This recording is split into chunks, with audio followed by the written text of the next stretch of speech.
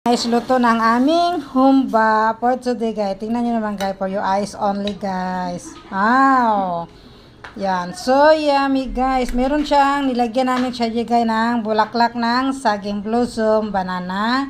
Tapos, meron din kaming laurel, guys. Ang haba-haba ng laurel dito. Tapos, meron kaming black beans. Yan ang sarap-sarap, guys. Plus, unlimited rice namin, guys. Tapos, with saging. Ayan. Magpapatapa ang inyong madam ko niyan, guys. Habang wala pa tayong trabaho, guys, lamon muna tayo. Yan, enjoy natin ang lamamon. Alay ka na, my dear darling. Pwede sa bagay, pwede rin sa anong doktor. Ay, kahit saan natin siya, pwede natin sa isalpak. Oh my can. Smile.